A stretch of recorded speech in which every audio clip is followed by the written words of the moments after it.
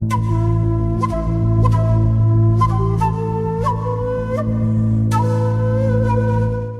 degrees in electrical engineering from Columbia University and received a law degree from the New York University. I'd like to first introduce my co-panelists, Ben Rockney and Barbara Fiacco. Ben is MIT's Technology Licensing Officer for Medical Devices that has been programmed to do something that's typically requiring human intelligence of some sort. Artificial intelligence is ubiquitous, and the technology for it is developing very, very rapidly. And we're at the point where the artificial intelligence systems are starting to play an important role in the development of new technologies, new inventions. And that raises all sorts of questions about how do you address a situation when the artificial intelligence system would, if they were a person, be considered an inventor. Once you have an AI system and you're dealing with researchers, of course the question is, what role does the AI system play during the invention process? And we can think of that as a continuum. Without addressing them in advance, you will end up with a situation in which the patent that you want to get is not available. You need a person to be an inventor under current law, and so the United States, Europe, many other places are discussing how are we going to address this situation, what are the best rules to put in place so that we're ready when these patent applications invariably come down the pipeline and raise issues both for protection and on the litigation side as well. I've personally been involved in 2 phone calls with examiners over software in one case and artificial intelligence in another, where the initial office action was a Section 101 rejection.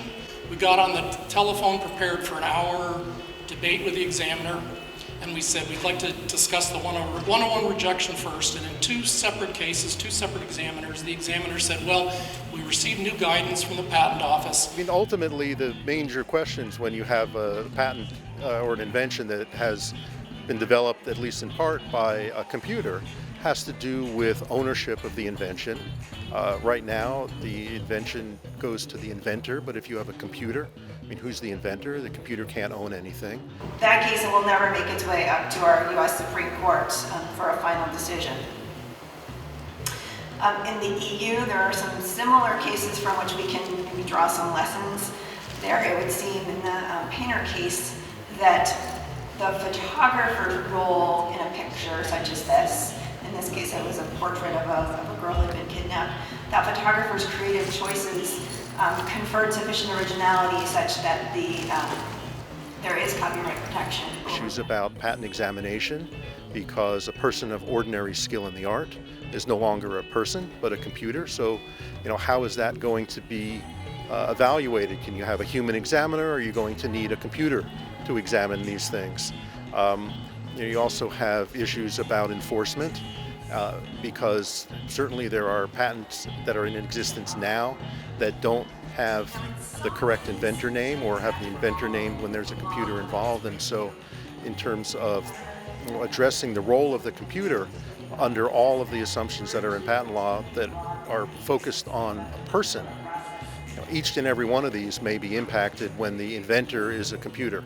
And so it's very important to address them now and think about what the default rules should be for ownership, for examination, so that you have a situation and a legal system where these issues come out fairly.